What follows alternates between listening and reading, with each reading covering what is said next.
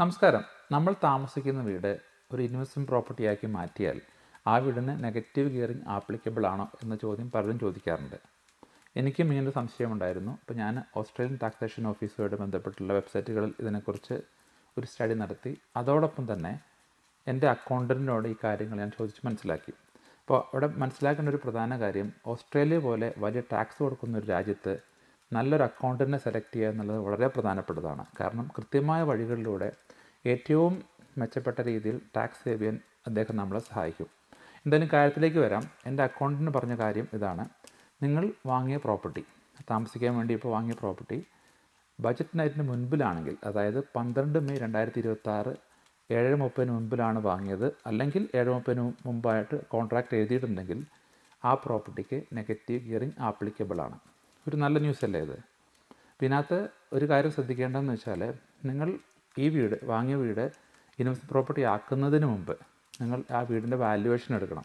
ഈ പ്രോപ്പർട്ടിയുടെ വാല്യുവേഷൻ എടുക്കണമെന്ന് പറയാൻ കാരണം, 2020 നിങ്ങളൊരു പ്രോപ്പർട്ടി വാങ്ങിയത്, 2026 ഈ പ്രോപ്പർട്ടി നിങ്ങൾ ഇൻവെസ്റ്റ്മെൻറ്റ് പ്രോപ്പർട്ടി ആക്കാൻ ഉദ്ദേശിക്കുന്നു. അപ്പോൾ ഈ 6 വർഷത്തിനുള്ളിൽ നിങ്ങളുടെ പ്രോപ്പർട്ടിക്ക് നല്ലൊരു ക്യാപിറ്റൽ ഗെയിൻ വന്നു. അപ്പോൾ $5 ലക്ഷം ഈ പ്രോപ്പർട്ടി വാങ്ങിയതെങ്കിൽ 2026 ആയപ്പോഴേക്കും $1 മില്യൺ ആയെങ്കിൽ $5 ലക്ഷം ഗ്രോത്ത് അവിടെ വന്നു, ക്യാപിറ്റൽ ഗെയിൻ വന്നു. ഈ കാലയളവിൽ നിങ്ങൾ ഈ വീട്ടിൽ താമസിച്ചത് ഓണർ ഒക്കുപ്പയർ ആയിട്ടാണ്. അപ്പം ഈ ഉണ്ടാക്കുന്ന ക്യാപിറ്റൽ ഗെയിന് നിങ്ങൾ ടാക്സ് കൊടുക്കേണ്ട കാര്യമില്ല.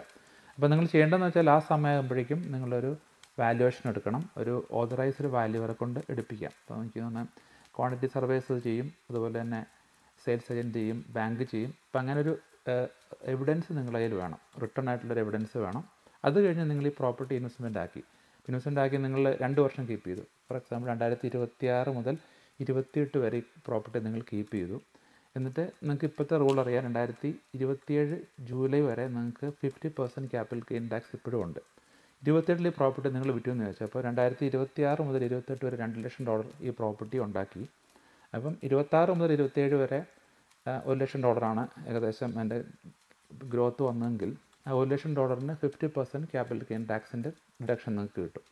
ബാക്കിയുള്ള $1 ലക്ഷം 2027 മുതൽ 28 വരെയുള്ള അവിടെ നിങ്ങൾ $1 ലക്ഷം കൂടെ ഉണ്ടാക്കിയെങ്കിൽ, ഇപ്പോഴത്തെ റൂൾ അനുസരിച്ച് 30% ക്യാപിറ്റൽ ഗെയിൻ ഇൻഫ്ലേഷൻ അഡ്ജസ്റ്റഡ്, അതിൻ്റെ കൃത്യമായ മാർഗ്ഗരേഖ വന്നിട്ടില്ല. അപ്പോൾ അങ്ങനെയാണ്. അപ്പോൾ നിങ്ങൾ ഈ കാര്യങ്ങൾ ശ്രദ്ധിക്കണം. അതിൻ്റെ ഒപ്പം തന്നെ ഒരു ഇമ്പോർട്ടൻറ്റ് പോയിൻ്റ് എൻ്റെ അക്കൗണ്ടൻറ്റ് പറഞ്ഞു തന്നത്, നിങ്ങൾ ഇപ്പോൾ ഈ വീട്, ഇപ്പോൾ നിങ്ങൾ താമസിക്കുന്ന വീട് ഇൻവെസ്റ്റ്മെൻറ്റ് പ്രോപ്പർട്ടി ആക്കുന്നതിന് മുമ്പ് റീഡ്രോ അക്കൗണ്ടിലാണ് പണമുള്ളതെങ്കിൽ അത് ഓഫ്സെറ്റിലേക്ക് മാറ്റണം.